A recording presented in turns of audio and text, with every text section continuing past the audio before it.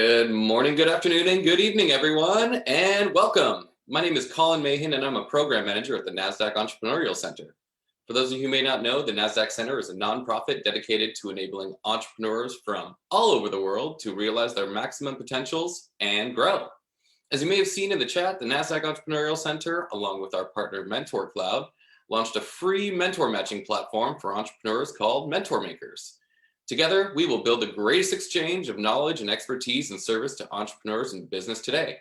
Find or become a mentor by using the link in the chat. Entrepreneurs are the dreamers, the doers, and the visionaries who will create a better future for us all. Mentor matters to all entrepreneurs. Their success is dependent on it. Quick housekeeping item, we're going to open up for live Q&A at the end of the event, so please submit your questions in the Q&A function at the bottom of your screen throughout the presentation. Again, none of what we do here could be possible without all the amazing support from our sponsors, including NASDAQ, Lehigh University, Bank of the West, KPMG, Wilson Sonsini, Woodruff Sawyer, BPM, and NZTE. We're continuously humbled by their contributions. Now, before we get started during these now still unique times, we're curious on how sentiment is among the entrepreneurs we work with. So I'm going to start by launching a poll to get a feel for how you're doing. The first question, how are you feeling? I know that it has been a tough 12 months since the pandemic, and hopefully the optimistic poll is on the rise, but understandable that we're still struggling and stuck at home. The second question, what's keeping you up at night? Helps us understand the real-time programming that we put on here at the center. So your responses will help guide us to what we should be hosting in the future. So thanks for putting your responses in. It looks like we'll give it another 10 seconds or so. So really appreciate you guys contributing.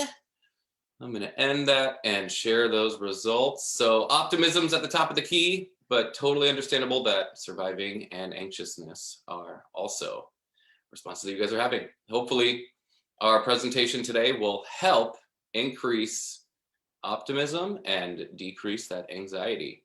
Also, sales is on the top of the key for the topics that you guys want to learn from and what's keeping you up at night. So this presentation today on Facebook marketing will definitely help you with that. Now, without any further delay, please join me in giving a warm welcome to our special guest, Michèle. She's a product marketing manager at Facebook and Instagram. Welcome, Michèle. Over to you. Thank you so much for that. And I think the poll was a great segue into our presentation. So without further ado, I'm going to start sharing my screen.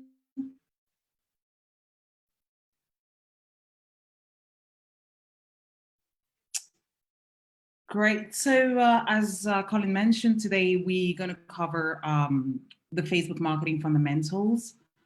And so I'm just going to start by quickly reintroducing myself. So my name is Michèle Ngueyep, and I'm a product marketing manager at Facebook, and I'm based out of our Paris office. So beside my day-to-day at Facebook, I like to dedicate my time to businesses like all of you here, and to help you scale your business and elevate it through online advertising, and in particular, Facebook advertising.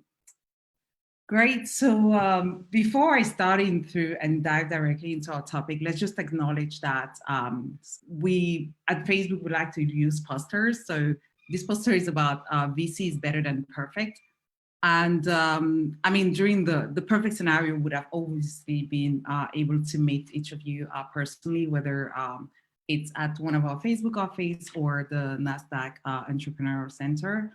But due to the current situation, so let's just say that, yeah, let's do it in the form of a webinar, and it's perfect than nothing at all. And coming from that poll we just had, I kind of just also want to acknowledge that obviously we're aware that the prevalence of the virus has created complications for businesses everywhere. Whether it's from an employee perspective, health, work patterns, production, and consumer habits. So basically all of it has been affected, and we're very much aware of that. And yet, while we've all been affected, we still crave the same human connection we've always had. And even for those of us spending more time at home, one thing is sure is that technology makes it possible to maintain meaningful connection with friends, family, loved ones, and so on. And as I spend, I mean, or as all of you and us spend time online, I'm really hopeful that because the way people spend time with each other, that whether it goes from virtual happy hours, coffee meetings, or group workout and so on, that actually technology actually help us, although we may be physically distant, technology actually help us keep close to each other. And I guess you're wondering why I'm talking about the distance and technology and all of that. But what I want to say is that technology and businesses, like many of you, have such an important role to play in making those connections happen, that we're seeing a lot of positive examples of companies tapping into this new technology to support people during these times. So is that all of it is somehow intertwined. So you're basically competing against photos, videos from your customers, family, friends, pages they like, and so on. So that's why it's very important for us and you to understand how the Facebook auction system determines which post or ad to show to the customers. The reason I'm talking about the two of them is that in a couple of slides, you will see how those two play together and why they are linked. So, so this is a pretty good segue to explain how our ads auction works. And before we dive into campaign structure, it's really important for every single advertiser on the platform to understand what's behind the machine in a way. How does that work? So while you're setting up your campaign, you can have that in mind. So one of the auction fundamental, like the way the auction is designed, is to create the most value for people as well as businesses. And how do we do this? At the highest level, our ad auction is built to balance the two fundamental goals. So what we're trying to do is to maximize advertiser value and creating an optimal experience for the Facebook consumer. So the Facebook consumer is you and I when we're browsing on our phone, whether it's on Instagram and so on. So we're really trying to find the balance. And the reason for that is because obviously we could have gone after short-term wins, you know, maybe showing more ad precision to user or charging a markup to advertisers above what we understand is the true value. But we're trying to stay focused on the long term because we believe in doing that, we can grow the overall pie in the long term in terms of seeing more advertising getting value. In terms of seeing more advertisers, getting value from our Facebook family of apps. So essentially, you can look at it like finding the balance between bringing value to people and bringing value to businesses. So now, without getting too much into detail into the formula, so this is pretty much what's behind the machine in terms of formula. So for every single ad targeting a person, we calculate what we call the total value in order to rank your ad against other ads targeting the same person. So the highest value total, the highest total value is going to win the auction for that person at that moment. And obviously, this is for the billion users across our family of apps. So that's going to be, so every single one of us has a total value. And when I say us, is as a Facebook family of apps consumer. So as you can see here, this is what you're willing to pay as an advertiser in order to achieve the desired goal or in order for someone to take the action. So this could be a conversion. Let me actually ditch the term conversion and speak more concretely. So that could be a purchase. If you want someone to download your app and maybe make a purchase in an app, so that could be either optimizing towards app install and what you're willing to pay for that install. And the second pillar will be the estimated action rate. So that's pretty much the likelihood of the person who sees that ad to take the action. And obviously, this is also calculated with a specific ranking formula. And the third is what we call the user value. And because it's important for us to maintain a good user experience across our family of apps, so we're also going to factor in how useful is that for that individual. So That's why, and then we get positive or negative feedback signals from users as they interacting with your ad or browsing through their feed. So that's why it's really important, and you will see later on what type of audiences are available, but that's why it's very important to create the best experience for people on Facebook. And as a business, you should aim at having the most realistic bid, the target audience that is actually most likely to take that action. So all of this to say that a spray and like a spray and pray approach isn't necessarily the best thing, because if your ad keeps showing in front of the wrong audience or an audience that has no interest, that might also penalize you in some way. So now we're going to look at the different objective and the bait strategies available.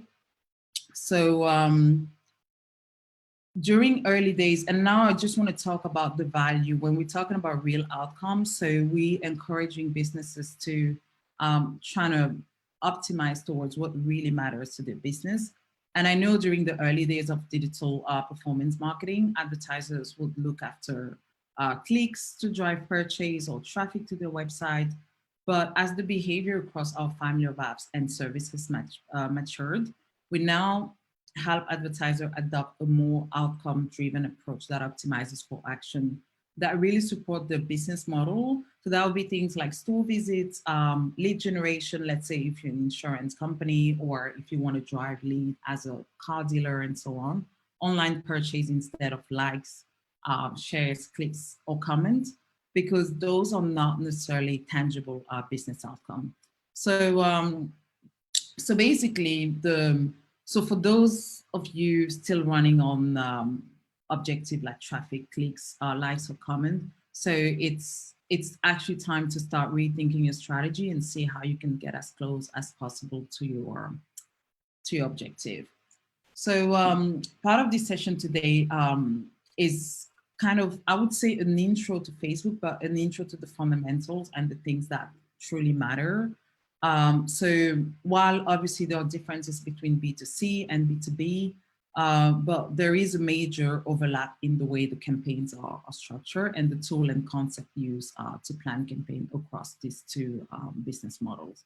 So this is what we'll be covering today, and we'll specifically focus on different nuances and highlight some case studies and so on. But as we all know, for every single business, the outcome may differ. So if you're an e-commerce or retail business, what you would care about outcome like purchase or store visit. And if you may be like a mobile app business, you care about installs or in-app purchase and so on. So that obviously today we can't cover every single use case, but I think the idea is to take all of this information and try to implement it to your business model as much as possible. So once you have identified your business outcome and that you want to optimize for, then you can choose from the different objective available on the screen here. So you will have from awareness to consideration. And in awareness, you'll have objectives like increasing brand awareness. So what I want to say here is that this is literally across the customer journey. Awareness will literally be awareness. So sometimes there is a misunderstanding in the sense that there's an assumption that reaching as many people as possible will drive business outcome, but that's not necessarily true when it comes to the way our platform optimizes. So if one optimizes for brand awareness, it will put the ads in front of many people as possible, but it doesn't mean these people have any intent to purchase your product. So if your objective is, sorry, to drive sales, it's better to try to optimize towards what's as close as possible. And if, and I mean, sorry if I often talk about e-commerce, but it's because this is kind of the business model I work with the most. But I will take purchase, but if purchase for you or a tangible business metric for you is something else, just kind of replace it by that. But if you're driving purchase and maybe that purchase, you can only have 30 purchases per month, you can start optimizing towards add to cart or anything that has a high occurrence and that is as close as possible to a meaningful business goal. So I would not advise optimizing for clicks if you're looking for purchase, because The reality is that clicks will drive people visiting your website that may not come back to your website, or out of curiosity, they may just kind of want to visit your website, but that doesn't really translate into any sort of meaningful interaction. So yeah, and now we're going to talk about what's happening within the target audience, and what is kind of, so as I was mentioning earlier, so within your target audience, you will have part of different clusters of audience that may behave differently. So basically, you may have a larger pool of users if you're just looking for website visitors, and some of them may overlap, just like on this graph here. So here we have people who are more likely to visit a website, and here we have people who are more likely to purchase, and here we have people likely to add to cart. Some of them may overlap sometimes, but you can see that they behave very differently, and they don't really belong to the same cluster. So it's very important to be intentional when you're selecting audience and optimization objective as well. So now, to even have more control of your outcomes, so you can also manage your bidding strategy to best align to your business objective. So when you bid, you choose one of the two bid strategy. You can optimize towards lowest cost per result. So this is pretty much an automatic bidding strategy. So you're telling the tool that, so you're pretty much giving your budget, and you're telling the tool, I want to buy, or I want to convert users at the lowest cost possible. And then it will make decision based on what's available and who is most likely to take action. And then the second one will be target cost per result. So you will have the delivery system will maintain a stable average cost. So just to kind of make it more tangible. So if you have a campaign that's going to run for 1 week or a month, so throughout that week, what the system is going to do is to try to keep a stable cost per result as possible.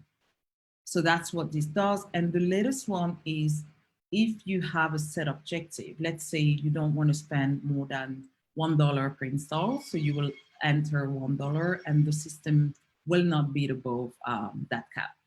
This is great if you're very much cost constrained in a way, but if you, for instance, trying to find a great balance between spending your budget to drive as much as possible conversion, this strategy actually may throttle the budget scaling in a way, but this totally makes sense if you do have a certain amount you're not willing to pay. If you're not willing to pay above a certain amount to convert users, so this strategy totally makes sense. Cool, so I hope that was easy to digest. So let's move into some more practical steps. So now we're gonna dive into the different type of audiences you will have available on Facebook, and I will explain what each of them does. So at a high level, we have the core audience, lookalike audiences, and I'm sure some of you already advertising across our platforms are familiar with this. So the core audience will be, so that is pretty much whenever you're targeting interest, so that's pretty much what we call the core audience. So that would be based things like location. So if you want to reach, let's say, the audience interested in gaming, living in Chicago, or people who got newly engaged, or Android phone users, and so on. So this is what we call the core audience, and usually this is what will give you the highest reach. So we can say in a way that it's what's based on information that the user shared with us. And yeah, usually this is like, if I just quickly go back to this slide, you will see from high intent to higher reach. If you're trying to reach people that have high intent, and I will explain a bit more in detail what does a lookalike audience as well as a custom audience. But the further you go down, the more the smaller the audience becomes, but there are also people who are likely to engage with your ad or take action. So then comes the lookalike audience. So it's quite self-explanatory by the name. So these are audiences that are as similar as possible to the audience you care about. And then I guess the question is, but how do you know which audience we care about? So for example, you will create this audience from people who have purchased on your website in the last 30 days. So what you do is that you upload what we call a seed audience, and then our system will find the closest as possible to this audience from an intent and behavioral point of view. So that's what it does. In order to tap into a lookalike audience, first you need to upload a seed audience, and then we'll find, you can also define the the closeness or the similarity percentage you want to define. So that would go from the closest as possible to the seed audience to the broader as possible. So that could go from 1% to 10%.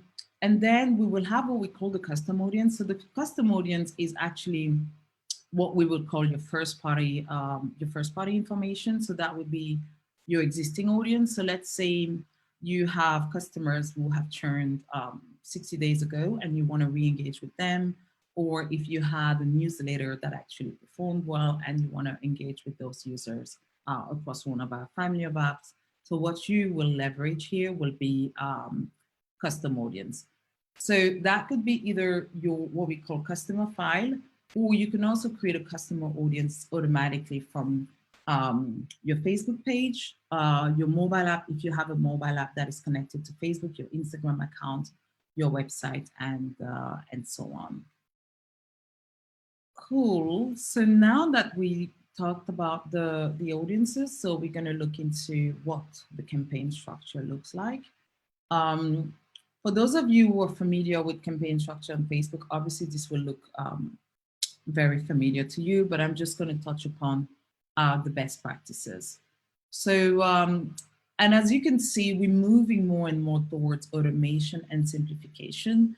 I remember back in the days, having as many ads as possible and manually bidding to try to kind of beat the system was best way of doing things. But as you can see today, instead of having 20 to 30 different campaigns with 60 ad sets and over 100 ads, I know it's very tempting to test when it's possible to have those, but having 2 to 3 main campaigns connected to your business outcome is actually best practices rather than having hundreds, because the reality is that having hundreds actually throttle delivery, and you can actually end up having campaigns bidding against each other and competing against each other, which actually doesn't really add any value.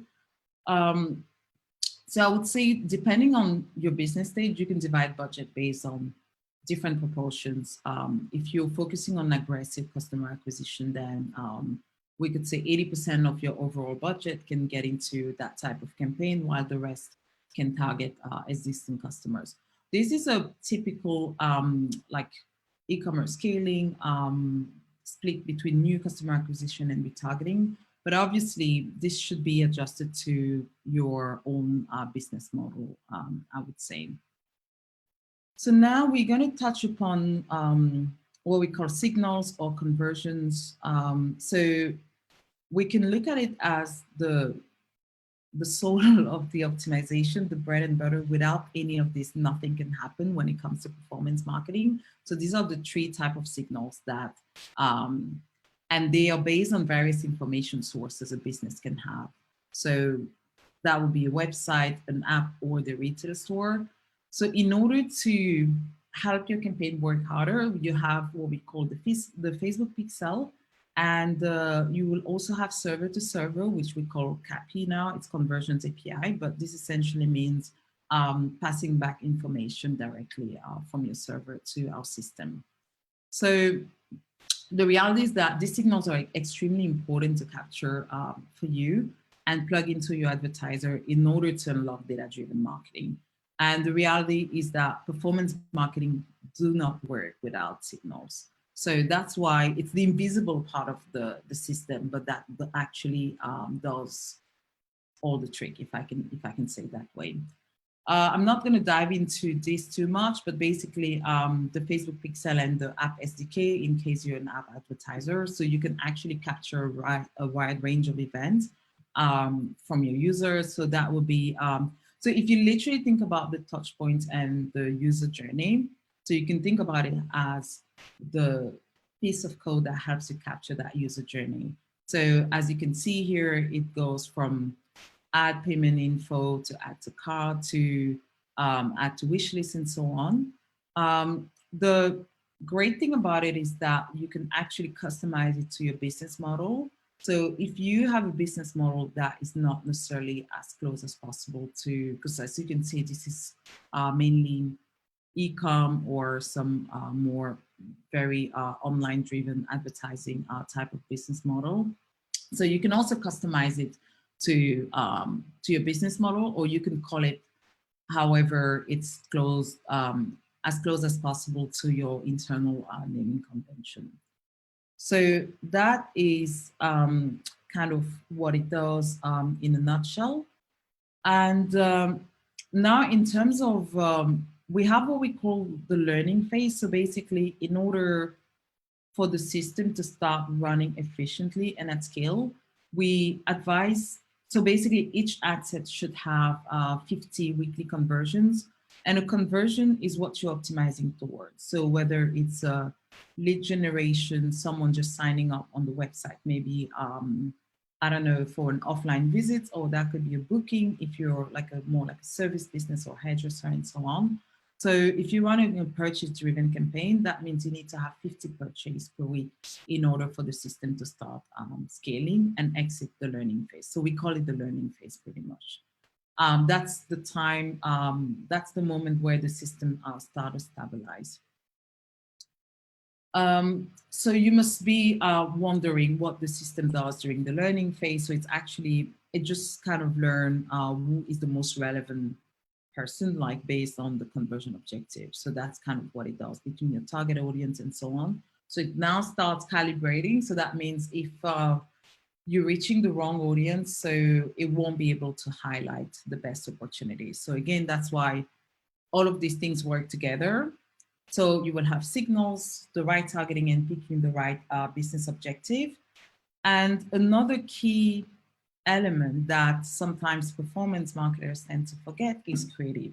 So this is going to be a good segue into the creative part. So basically, this is, so when it comes to creative, because Facebook is a visual platform, so when I say Facebook, that's also Instagram. And as you know, most of the traffic today, we'll say it's pretty much mobile first. So it's a very dominant device in our lives. So we spend on average 3 hours per day on our phone, and even today more, because this data is actually pre-COVID data, and we can check them up to 80 times per day. And again, during the pandemic, this number has drastically increased. So which is why we look at capturing those audiences on mobile first. So just remember, Facebook and Instagram is mobile first. So whenever you're designing, you can try to test it on your phone to see how it looks like. So we've often seen formats that look more like desktop formats. And obviously, because most of the work we do would be on desktop, so we don't really take time to look into it on mobile. But essentially, that's like when people scroll through the feed, they can't really distinguish between what is brand or direct response. So it's relevant to their interests and behaviors. So mobile allow the direct response ad to be in front, like front and center to the people likely to purchase. But also, although you may be interested in direct response, it's also interesting to, or it's also important, not interesting, to keep the mobile experience in mind. So just put yourself in your user's shoes and imagine if you would see that on your phone in an objective manner, if that would be appealing actually. So these are some of the best practices we give. So quickly, make sure you showcase your brand early and often. Find the balance between the message and the time, and try to be as attention grabbing as possible. And try to design sound off, because obviously sometimes most people don't have sound on. So test it sound off, and obviously when there's sound on, that's actually to delight. So that's like the cherry on the cake. And then just trying to build it for where people are. That's what I was referring to earlier. If it's going to be on mobile, it has to be a square video and not necessarily the horizontal video, because that's more like a desktop behavior. And most people do not use their phone horizontally, but rather vertically. And obviously, if you can just be a bit more out of your comfort zone and trying to play and experiment as much as possible. So these are just like high-level best practices, trying to keep it less than 15 seconds. This is in case you're running a video. So 15 seconds is maximum unless you have some very incredibly interesting story to tell. And again, designing sun off and so on. So I'm going to skim this very quickly, but we're going to share the deck, as I mentioned, because there's a lot of information. And I also added a few free apps that you can use, because most of the time when we talk about mobile creative, I think it seems a bit daunting, but there are so many apps that are actually free that you can use to make your creative more appealing. And when I say creative more appealing, it's not necessarily something aspirational that has nothing to do with your product. So how do you remain product centric and also keep this mobile first kind of approach? So make long video mobile friendly for the feed, design sun off, and test as much as possible, given that you can also design this on your phone. If you have long videos that have been on other channels, so there are some channels that are more video friendly because people come there to watch videos, whereas on our platform, people also come to watch video, but that's going to be on the watch side of the interface. But if you're designing for the feed, we like to say that the power is in the thumb of the user, in terms of if he's not interested in what he's seeing, he's going to scroll through. So it's all about what we call making it thumb stopping, creating thumb stopping content. So I've also added a list of apps that we're going to share with you afterwards, in case some of you don't know these free apps yet. So that's going to be for video editing and what have you. Okay, I'm not going to have time to cover everything, but these are just some examples of interesting creatives that actually went from being non-feed friendly to be converted into feed friendly with some of these apps I was showing you. This is an example from Visa. Obviously, they turned this TV ad into a story, and it was just a matter of repurposing it through one of these apps I was referring to. So it doesn't really have to be a costly or daunting process. Cool. So that is it in a nutshell. Creative is a key factor in determining the campaign performance. So, and also it's the first step of communication between a brand and its customers. So it's very easy to forget it, especially for the direct-to-consumer advertisers, because once they crack our algorithm, they feel like, oh, we don't need to focus on creative anymore. But it's important to remember that it's key. And this is a great example of advertisers that are direct to consumer. Product remains the key component of the creative, while they delighting, surprising and delighting their users. So the idea is not to do something completely aspirational and that has nothing to do with product, but it's how do you find the great combination between both. So that's just an example of the most successful advertisers that adopting this approach across our family of apps. Cool. Last but not least, when it comes to creative, again, show your brand early and often, because most people, after 2 seconds, if they're not really convinced by the content, they scroll through, but at least they've seen your brand very early on. And sometimes that makes them stop.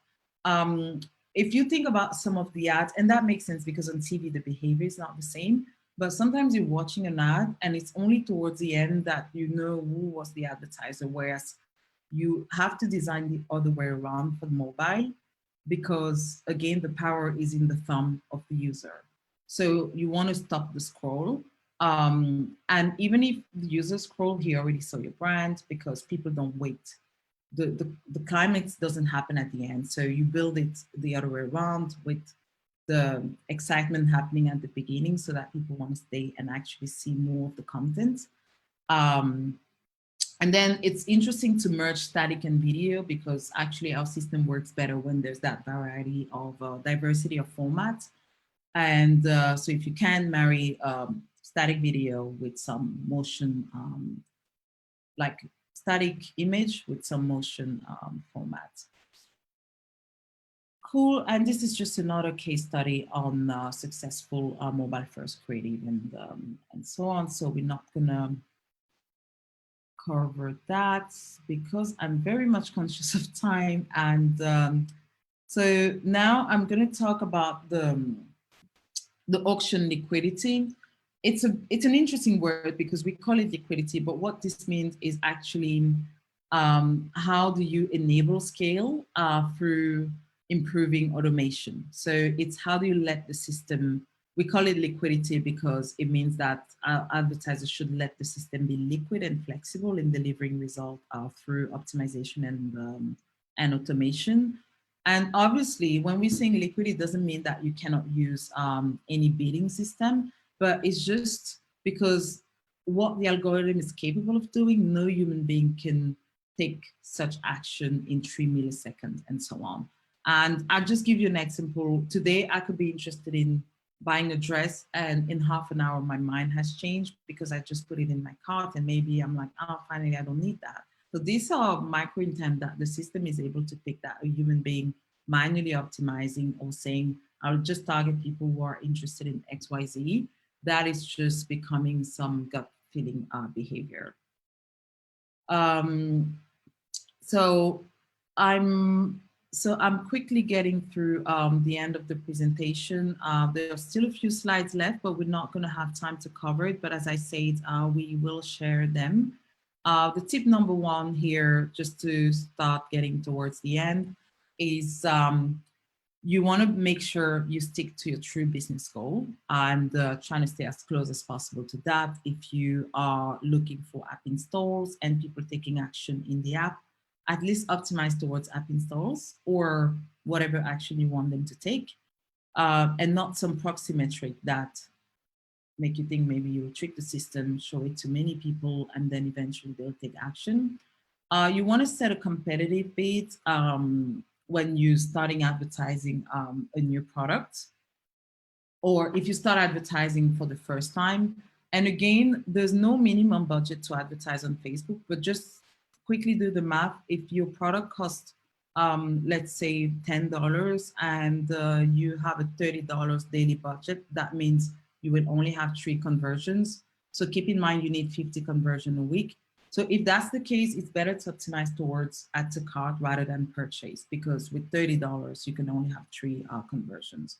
And obviously, I'm mostly talking about e-commerce because that's one of the vertical I'm the most familiar with, but ultimately you can adapt it to your own business model. And also understand how to improve ad delivery. Every single ads manager, for those of you familiar with ads manager, you will see how you're competing in the auction, and you will also identify the ad set that are competing against each other. And this is a self-serve tool that every advertiser on our platform should have access to. Let it learn. So I talked about the learning phase earlier. So don't over-tweak the campaigns, especially if there's no major change to make. Let it learn, allow it to have 50 conversion, and then you can optimize by changing creatives and so on.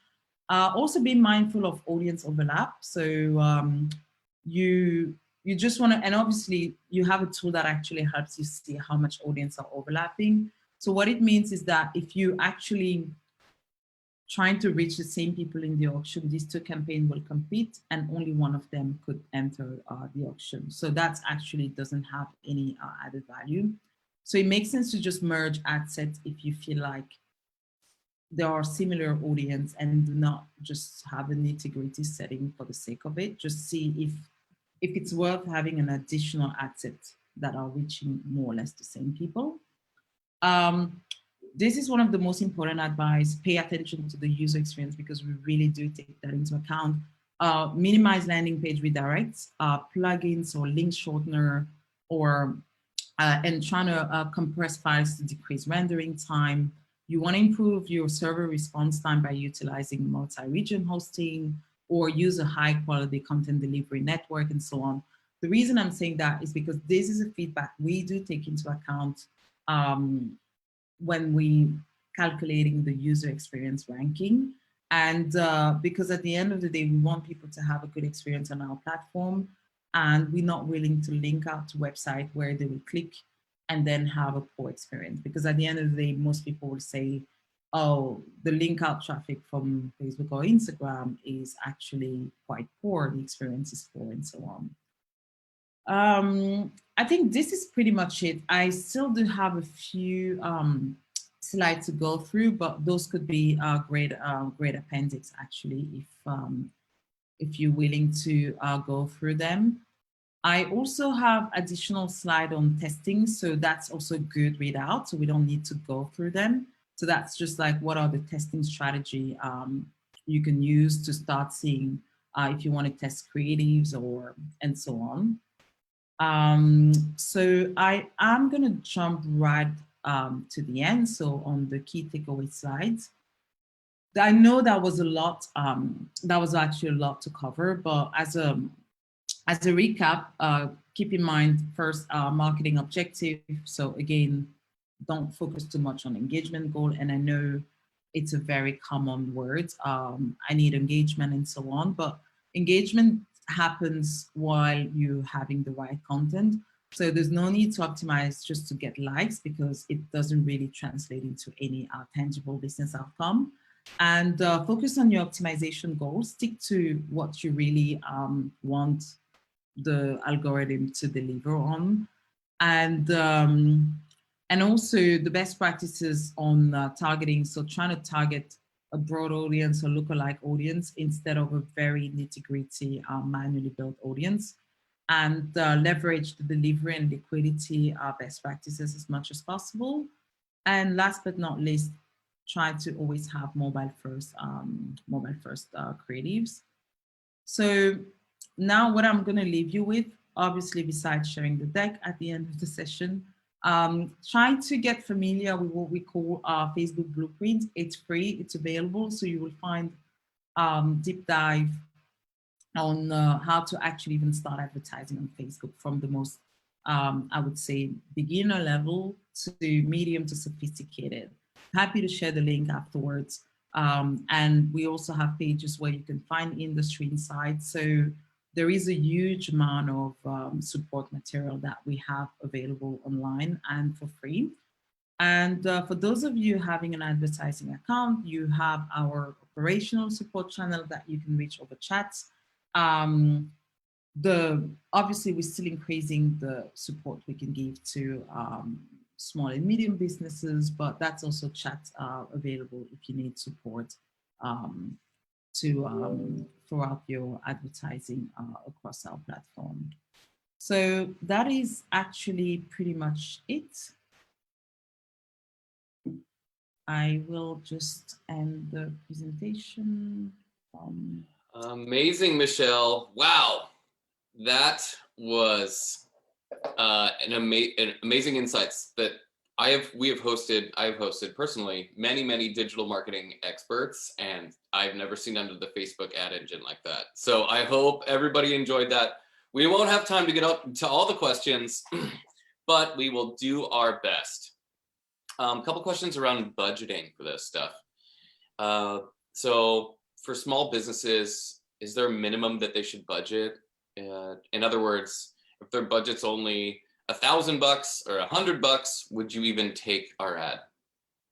Yeah, and that's such a good question, because at the end of the day, there is no minimum budget for Facebook. And that's what I was showing earlier, that think about the cost of your product, right? So if you have $100, let's say for a week, how much is the cost of that product?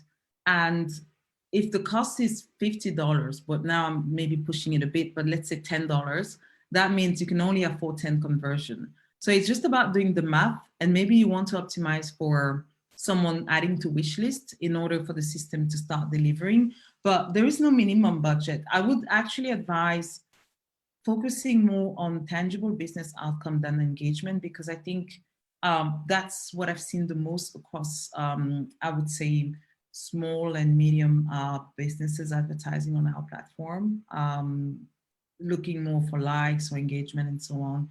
It used to be like that few years ago, but it actually doesn't, it's no longer tangible having followers. Obviously it's important to build a community, but it makes sense to leverage Facebook groups or having people who care about your product on your Instagram page and not just dormant followers that are just there as a number on your page. I hope that answers the question. No, that's very, very helpful. So you can do this on a bootstrap budget. So question around the lookalike audiences, you covered that, the different percentages. What guidance can you offer rather than guessing a percentage? That's the closest to what we want to achieve. And I would guess the answer may be I would say it depends on the size of the seed audience, right? So if you have a lookalike audience with 5,000 people, I think it makes sense maybe to increase it to 2%. So if 1% gives you 5,000 people, maybe it makes sense to increase it to 2%. And I think, again, it's so hard to give the right audience size because it depends on the budget. So an advertiser spending $1 million per month, if they're reaching 1 million people, that's just way too small. But it really depends. It's just a healthy ratio. There's no golden number, but I would say that's actually not even kind of proven, but trying to have at least, let's say 100K people, because 5K, if you have a lookalike audience with such a small amount, it's just not really going to scale. Very helpful. Question around the similar vein, very niche audience, but are not sure how to reach them. We tried to do a lookalike for our website customers, but it said our website traffic was too low. What do you recommend for us to reach the right people? I think when you have a very low traffic, obviously it boils down, a lookalike is as good as the seed audience, right? So, and excuse my language, but we say garbage in, garbage out, in the sense that if the seed audience is not as powerful, the lookalike audience will, because it's essentially a twin of the seed audience. So I would advise maybe starting with the core audience I was referring to earlier. And once you started building a stronger website traffic, then you can start building a lookalike. So the core audience will be the things like the demographic. And there are so many interests that you can start playing with to see what's the closest to your real audience. And obviously optimize, that's also a good test. You can actually test 2 ad sets, one with a specific type of audience and one with another one, just to see what has more stickiness. Great. Super helpful, Michelle. Question here that I can answer a portion of, but I also would like to hear from you on, from Monica. Is there a course you can recommend for beginners? I have a service for women of color careerists. My answer to that is, there's a gentleman named George Cow who did a Facebook ad webinar with us last year. So check out our YouTube page. That should be helpful. He actually walks you through the very, very beginning of this. But Michelle, love to hear your answer on that too. No, I think that's good. I think leverage those experts that are also part of the network. But as I mentioned, we also have the Facebook Blueprint that is open, but most of the time those will be complementary. So yeah. Great. So many good questions and so little time. Let me see if we can get to some more of these ones. Why can't we advertise in Facebook groups or advertise Facebook groups? I'm not sure. I think that's a good question, because I think it's not available yet from a roadmap perspective. Now group is more building communities around people who care about the same topic. So it's not yet open to advertising, but I'm not able to give more detail on the roadmap when it comes to that. So amazing. Nope, that's super helpful. Somebody's asking to paste the course link in the chat, please. I am unfortunately have to run this webinar, so I can't be searching through YouTube. But yeah, search our YouTube page, NASDAQ Entrepreneurial Center. Look through the marketing section, George Cow, Facebook marketing. Shouldn't be too hard to find. Last but not least, I think this one's one that you can knock out of the park that would be helpful to everybody. So they get a small restaurant but keep having issues with Ad Manager. What's the best way to resolve technical issues? That's a great question because either you have technical issues or policy issues, but as I mentioned, we're really scaling the support we're offering to businesses like yours. But the best way at the moment is through the chat and the support, like there's the operational support. So that is the best way to solve those issues. I think the response rate is fairly good. So most of the time they'll get back to you with some guidance as to what to do next. Yeah, I think so far that's the best channel. Amazing. All right, last but not least, how is audience interest determined based on pages? Is it based on pages they've liked or groups they are in or something else? Any guidance there?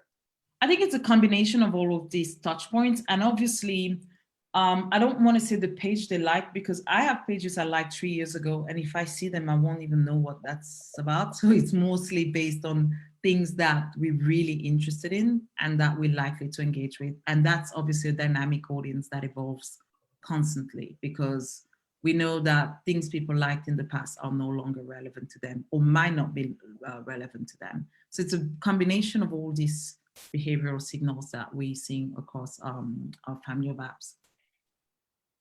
Great. And there's one last one I want to get to. Last one for the road. And they're all very helpful. And small public service announcement for those of you who are tuning into this later. Many of these tips and tricks may change over time because Facebook updates their algorithm. So they work today in 2021, but they may not work later. So one last question for our early stage businesses out there. Is it recommended to do ads if one is launching a new business, or is it too early and even worth it? I think it really depends on the business model, obviously. If you're B2B, SaaS, and so on, so the strategy would be different than if you're an e-commerce, I don't know, selling fashion online. But what I would say is just think about what's the best, even before thinking about advertising, what's the best acquisition strategy for your business? And if I take a B2B example, maybe it's all about educational content, not necessarily. So, and then advertising will not be, the call to action will not be download my software, start using it, but is download this white paper and providing educational value. And then people start being more interested in what your software as a service can offer. So it really depends. And then whereas if you're new e-commerce fashion, you could start running shopping ads or dynamic ads, or maybe use some creators to promote. I don't like to say just promoting the brand, but to drive sales, to drive purchase, and maybe start using them as an ambassador and so on. So it really depends. It's not a yes or no question. It's about what's the value you're providing for these customers. And I think that's where the thinking should be more geared towards. I don't know if that answers the question because the question was also very broad for me. Yeah, so I think you gave enough to be helpful, but it is pretty broad. But Michèle, we're at time, and I just really want to thank you on behalf of everybody at the NASDAQ Entrepreneurial Center, myself. I learned a lot, and this has been really great to learn from you. To everybody out there, thank you for attending. We've got some great webinars coming up in the next couple weeks. So for those of you who didn't get PPP or did and want to learn more about public funding, join Sadale Turbovsky to talk about Public Funding 101 with, he's the co-founder of Open Grants. He's got a lot of stuff there for you. And then also Friday, April 9th, we've got Joel Peterson talking about his book, Entrepreneurial Leadership. So thank you again, Michèle, so much. And thank you all for joining us online. We look to seeing you online and potentially in person soon. Thanks, everybody. thank you so much.